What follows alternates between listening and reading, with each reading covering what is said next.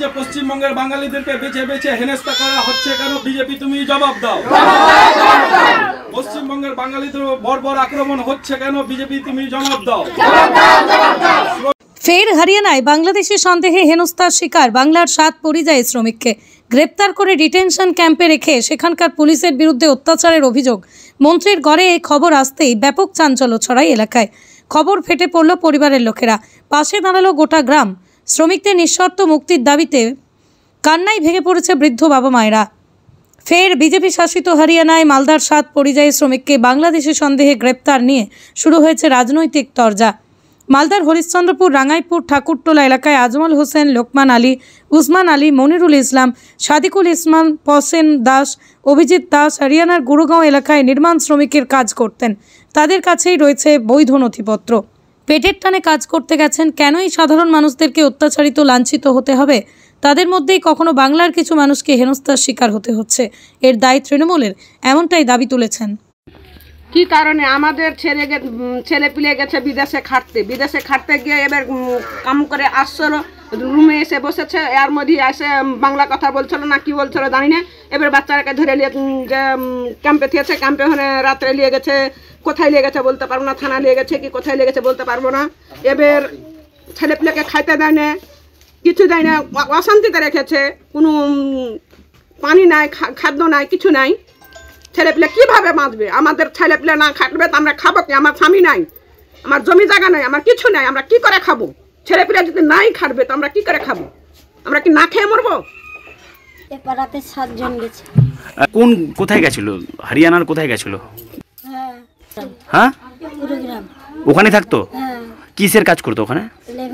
লেবারি কাজ করতো। বললো কি যে কাজ করে যাচ্ছিল, বলছে কি আবার রুমে বসতো, বললো কি ওখানেই তো ধরে নিল পুলিশ। আর ওখান থেকে আমরা অন্যজন ফোন করে বললো যে তোমাদেরকে ছেলে ধরে নিয়েছে। তখন চলে গেল আমাদের ছেলেকে নিয়ে। হ্যাঁ, ওখান থেকে নিয়ে যেত। কোথা থেকে?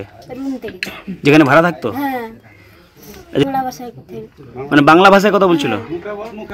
ঠিক ওই ধরে নিয়েছে। হ্যাঁ, বলছে কি বাংলাদেশে আছে। আমরা ডকুমেন্ট সবই দিচ্ছি, কিছু মানছে না ওরা। ডকুমেন্ট দিয়েছিল? হ্যাঁ, দিচ্ছিল না। হ্যাঁ, মারধরও করেছে। হ্যাঁ, কাল থেকে রাত্রে দিয়েছে। আমরা এখন ছেলে চাই।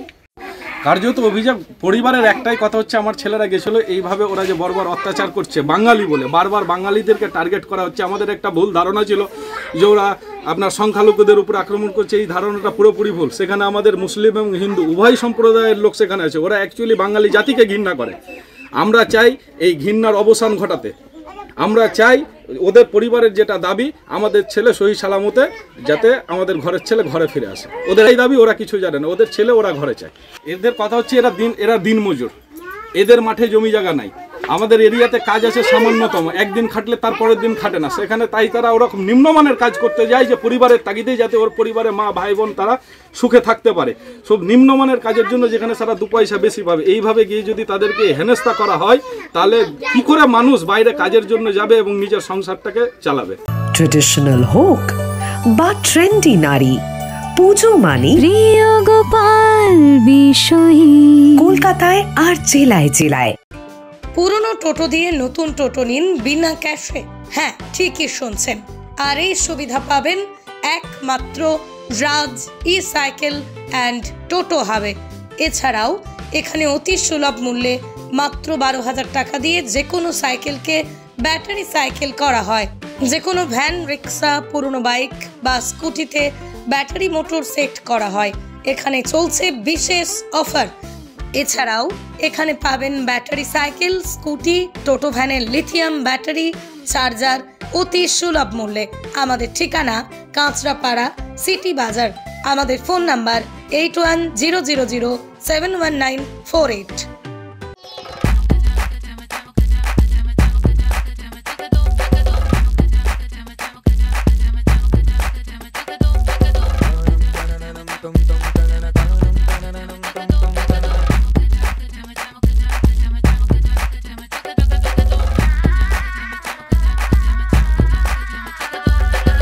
হোম হোম অ্যাপ্লায়েন্সে যত জিনিস আছে সবই পাচ্ছেন খুবই কমের মধ্যে। এখন 60% অফ চলছে। নয়ারটি গৌরীপুর চৌমাথা এটা পড়ছে, কেসি লাইট হাউস আছে।